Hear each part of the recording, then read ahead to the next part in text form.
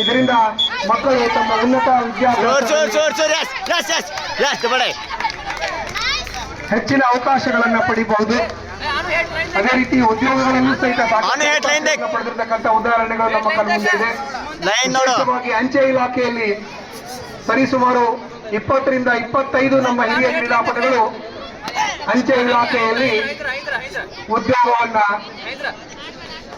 ಅಲಂಕರಿಸಿದ್ದಾರೆ. ಇದೇ ಒಂದು ನಾಗಲ್ ಗ್ರಾಮದ ಭೀಮವ್ವ ಈಗ ತಾನೇ ನಿನ್ನೆ ತಾನೇ ಆ ಒಂದು ಮಹಿಳೆಗೆ ಅಂಚೆ ಇಲಾಖೆಯಿಂದ ಆದೇಶ ಬಂದಿದೆ. ಅಂಚೆ ಇಲಾಖೆಯಲ್ಲಿ ನೇಮಕಾತಿ ಹೊಂದಿರತಕ್ಕಂಥ ಭೀಮವ್ವಳು ಕೂಡ ಸರಿಸುಮಾರು 15 ರಿಂದ 20 ಬಾರಿ ರಾಷ್ಟ್ರೀಯ ಮಟ್ಟದ ಅಟ್ಯಾಪಟ್ಯ ಈ ಕ್ರೀಡೆಯನ್ನ ಆಡಿರ್ತಕ್ಕಂಥ ಮಹಿಳೆ. ಇದೇ ನಿಮ್ಮ ಗ್ರಾಮದ ಹೆಮ್ಮೆಯ ಮಹಿಳೆ. ಈ ರೀತಿಯಾಗಿ ಹಲವಾರು ಕ್ರೀಡಾಪಟುಗಳು ಅಟ್ಯಾಪಟ್ಯ ಕ್ರೀಡೆಯಲ್ಲಿ ತಮ್ಮ ಸಾಧನೆಯನ್ನ ಗುರುತಿಸಿ ಸಾಧನೆಯನ್ನ ತೋರಿಸಿ ಹಲವಾರು ಅವಕಾಶಗಳನ್ನ ಪಡೆದುಕೊಂಡಿದ್ದಾರೆ. ಅವಕಾಶ ನಿಮ್ಮ ಮಕ್ಕಳಿಗೂ ಕೂಡ ಲಭಿಸಬೇಕು ಅನ್ನುವುದಾದ್ರೆ ಈ ಕ್ರೀಡೆಯಲ್ಲಿ ಪಾಲ್ಗೊಳ್ಳುವಂತೆ ನೀವು ಮಾಡಬೇಕು.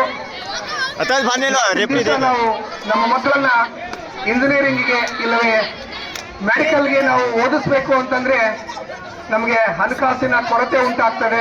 ಯಾಕಂದ್ರೆ ನೀವೆಲ್ಲ ಕೇಳಿದಿರಿ, ಇಂಜಿನಿಯರಿಂಗ್ ಕಾಲೇಜಿನ ಪ್ರವೇಶ ಶುಲ್ಕವೇ 3 ಲಕ್ಷ, 4 ಲಕ್ಷ, 5, 10, 20 ಲಕ್ಷಗಳವರೆಗೆ ನಾವು ಪ್ರವೇಶ ಶುಲ್ಕವನ್ನ ಕಟ್ಟಿರ್ತಕ್ಕಂಥದ್ದನ್ನ ನಾವು ಕಾಣ್ತೀವಿ. ಈ ಒಂದು ಕ್ರೀಡೆಯನ್ನ ನೀವು ಆಡೋದ್ರಿಂದ ಸಾಕಷ್ಟು ಕ್ರೀಡಾಪಟುಗಳು ವೈದ್ಯಕೀಯ ಒಂದು ಕೋರ್ಸ್ನಲ್ಲೂ ಸಹಿತ ರಿಸರ್ವೇಶನ್ ಪಡೆದಿದ್ದಾರೆ. ಉದಾಹರಣೆಗಾಗಿ ನಮ್ಮ ಈ ಸ್ನೇಹಿತ ಹಿರಿಯ ಕ್ರೀಡಾಪಟು ಹಾಗೂ ತರಬೇತುದಾರರಾಗಿರ್ತಕ್ಕಂಥ ಶ್ರೀಯುತ KT ನಡಮನಿ ಅವರ ಚಿರಂಜೀವಿ ಕೂಡ ಬೆಂಗಳೂರಿನ ಹೆಸರಾಂತ ಎಸ್ ರಾಮಯ್ಯ ವೈದ್ಯಕೀಯ ಕಾಲೇಜಿನಲ್ಲಿ ಅಂತಾರಾಷ್ಟ್ರೀಯ ಕ್ರೀಡಾಪಟು ಆಗಿದ್ದಕ್ಕೆ ಅವರು ವೈದ್ಯಕೀಯ ವಿಭಾಗದಲ್ಲಿ ಈ ಒಂದು ಸೀಟನ್ನು ಪಡೆದುಕೊಂಡಿದ್ದಾರೆ. ಈ ರೀತಿಯಾಗಿ ನಿಮ್ಮ ಮಕ್ಕಳು ಸಹಿತ ಹೆಚ್ಚಿನ ಒಂದು ವಿದ್ಯಾಭ್ಯಾಸದಲ್ಲಿ ಇಲ್ಲ ಉದ್ಯೋಗಾವಕಾಶಗಳನ್ನು ಪಡಿಬೇಕು ಅನ್ನೋದಾದ್ರೆ ಈ ಒಂದು ಕ್ರೀಡೆಯಲ್ಲಿ ಅತ್ಯಂತ ಸರಳವಾಗಿದೆ ಪೋಷಕರೇ.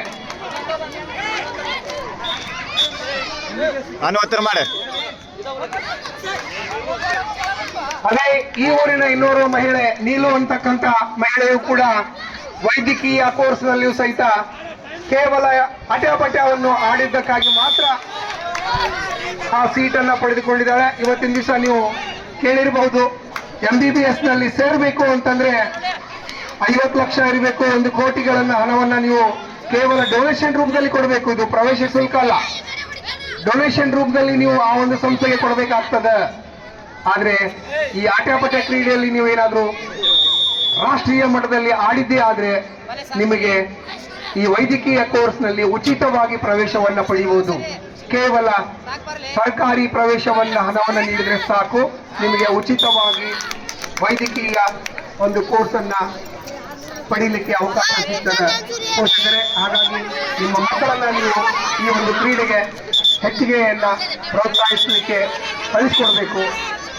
ಈ ಕ್ರೀಡೆಯನ್ನು ಹೆಚ್ಚಾಗಿ ಅವರು ಇದರಲ್ಲಿ ಅಭ್ಯಾಸವನ್ನ ಹೊಂದಿದ್ರೆ ಖಂಡಿತವಾಗಿ ಅವರು ಉನ್ನತ ಮಟ್ಟಕ್ಕೆ ಹೋಗಲಿಕ್ಕೆ ಸಾಧ್ಯ ಇದೆ. ವಿದ್ಯಾಭ್ಯಾಸದಲ್ಲೂ ಕೂಡ ಅವಕಾಶ ಸಿಗ್ತವೆ. ಮುಂದೆ ಉದ್ಯೋಗಾವಕಾಶಗಳು ಕೂಡ ಖಂಡಿತ ಇದರಲ್ಲಿ ಪಡಿತೀರಾ.